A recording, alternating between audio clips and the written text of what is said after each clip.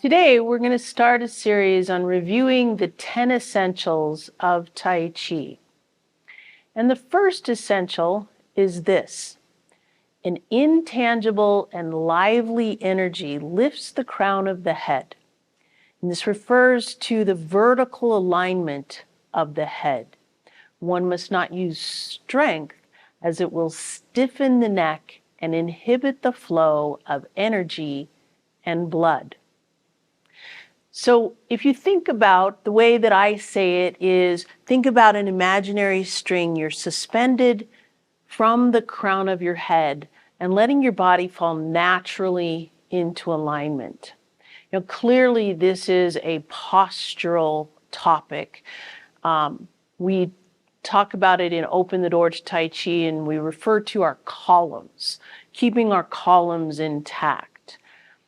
But there's some subtle nuances in this idea of lifting the crown of the head or being suspended from the crown of the head.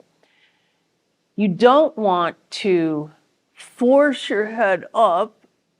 This you can see is really stiffening my neck, and that's not an open, relaxed posture. If you think about our world, how everything is forward for us, our phones, our computers, are driving, and we've gotten a lot of forward head posture where the head is in front of the shoulders, and this is just kind of a natural position. We might even be down like this, but even just standing, sometimes we're like this, or sitting looking at our computer. If you imagine being suspended from the crown of your head, say this is your head and this is the suspension, the rest of your body can't be behind you. If you're suspended, your body will fall into natural alignment. The head won't be forward of the body. So that's that idea of that vertical alignment of the head. We want it to be natural and open to allow our body to be in good alignment. So let's do pushing chi for a second and think about that idea of being suspended from the crown of your head. Just allow your head, if you feel like it's moving forward as you go forward, try not with strength, but try to keep it in line with your shoulders. And it might be kind of a weird feeling for you, but that's okay. I want you to think about the head being suspended and allow your body to be in a good alignment. Now, add on the idea, as we do pushing chi, bringing your right foot forward. You are suspended from the crown of your head. You're also rooted and grounded, which allows for kind of a natural opening up of your body. Think about those vertebrae just being kind of gently pulled open. It's not harsh, but now you can be suspended and rooted. And allow that body to be open. And this is part of what we want. Remember, we don't want the blood and the energy to be constricted, to be inhibited. We want everything to be able to flow. And now taking a nice deep breath in as you come towards your body and breathing out as you push away.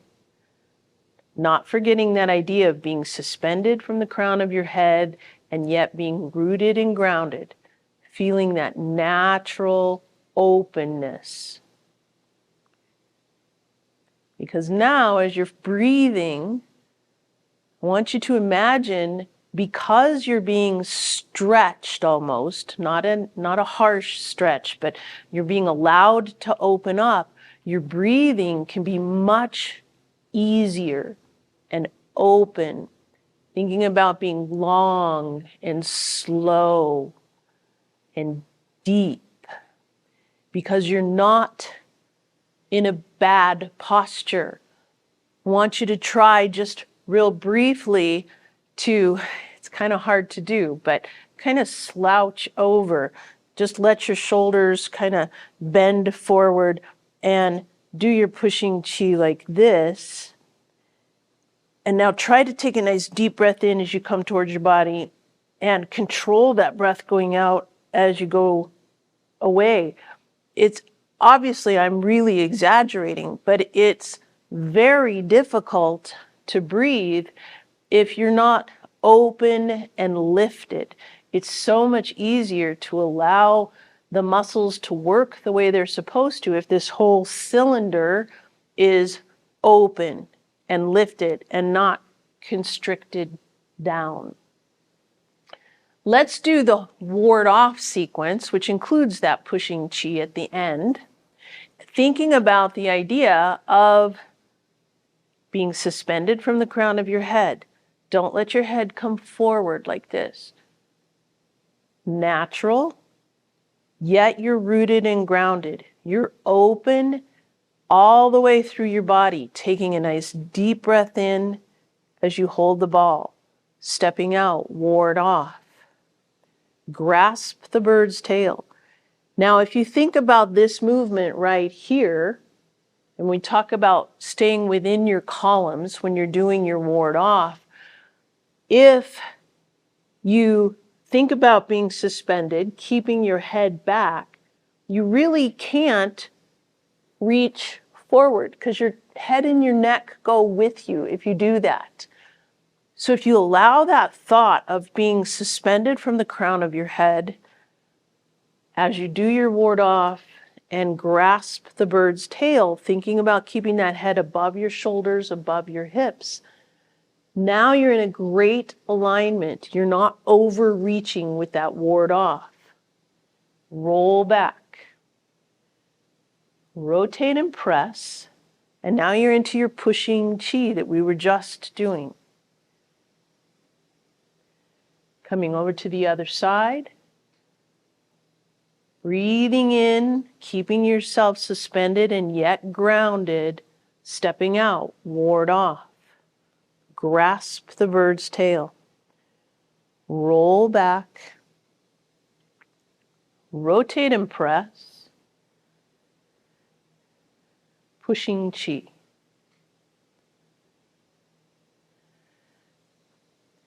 Let's do brush knee, which really is like pushing chi if you think about it. If you're holding that ball to the right, stepping out, brush knee. If you hold the ball to the right and you step out and you do pushing chi, it's really the same movement. Think about keeping your head above your shoulders, not forcing it back. Don't be tight and stiff. Let it be natural as if you're suspended, taking a nice deep breath in and breathing out as you do your brush knee. Breathing in, keeping your columns intact, and breathing out. There are a couple moves that can really be improved with the idea of this vertical alignment of the head. And those moves are snake creeps, pheasant stands, pick the needle up from the sea bottom, and return the tiger to the mountain, the very last move of the form. We don't often talk about that one.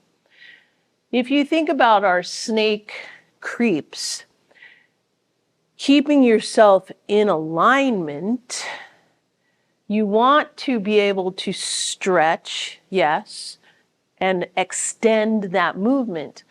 But if you're not at a place where you can lower your center of gravity from here, if what you're doing is you're lowering your center of gravity from here to try to get low on that snake, let's improve that movement for you.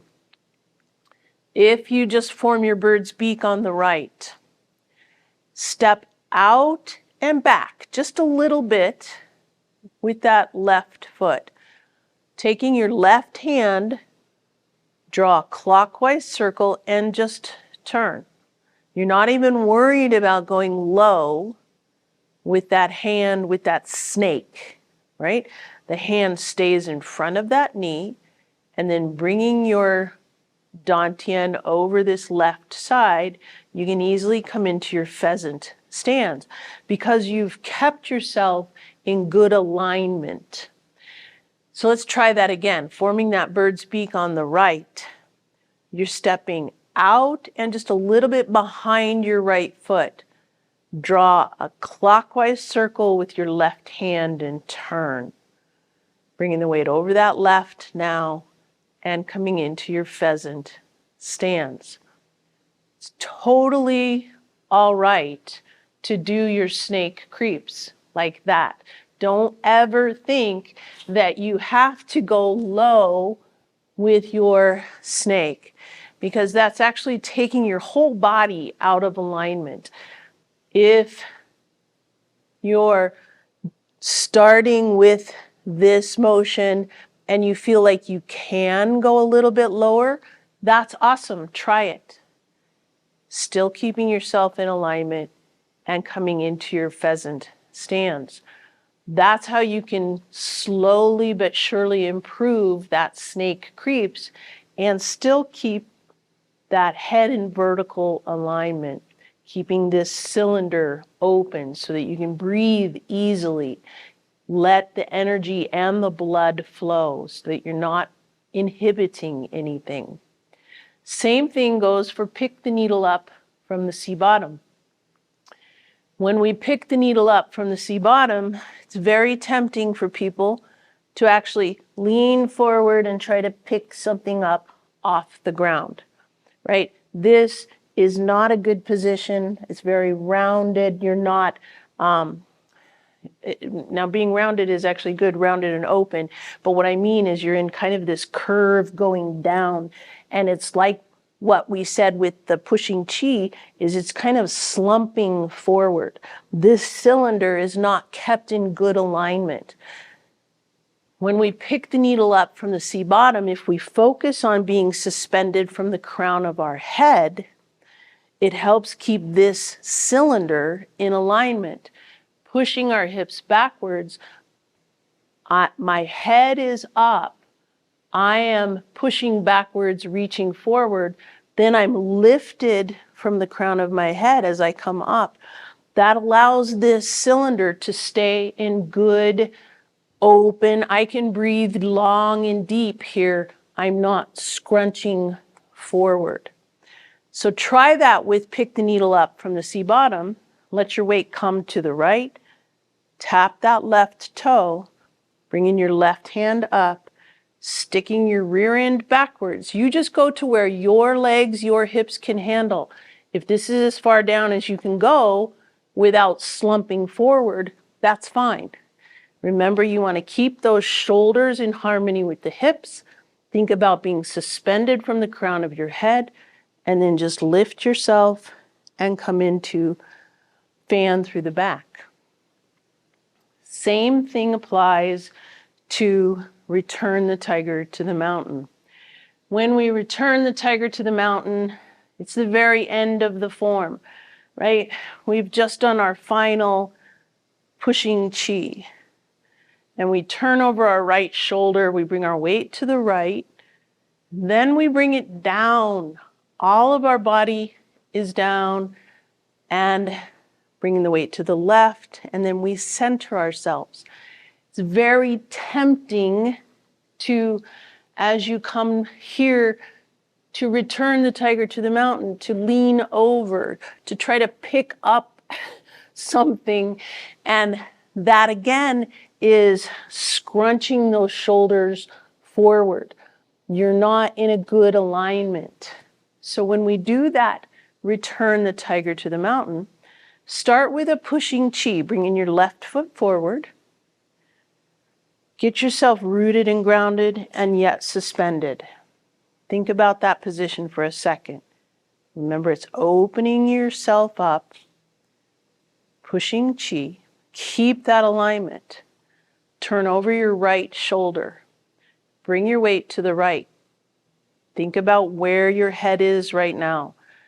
Keep that head in good alignment. Keep this open and lifted. As you return the tiger to the mountain, now you bring your weight to the left, and then you center yourself. There's no reason to scrunch yourself down in that motion. The whole idea of this essential number one is to keep yourself, to keep your columns intact, right? But there's so much more, because when we do that, when we allow ourselves to be suspended and yet fall naturally into alignment, we're actually helping ourselves breathe better. We're actually opening up our body, letting that energy in the blood flow, which in turn helps actually our digestive system work better, helps our brain to work better because that oxygenation is better. When you think about, when you add being rooted and grounded to being suspended, think about how these principles, these essentials interweave with each other. This is going to help you be open and round and be able to have the energy flow and the blood flow, and to let your breathing become much slower and longer and deeper. It's going to help your Tai Chi. It's going to help your life as you go about your daily activities as well. When you're standing in line at the grocery store and you've got your hands on the cart and you're just kind of standing there waiting for the checker, think about, wait a minute, I'm not in good alignment. You lift from the crown of your head.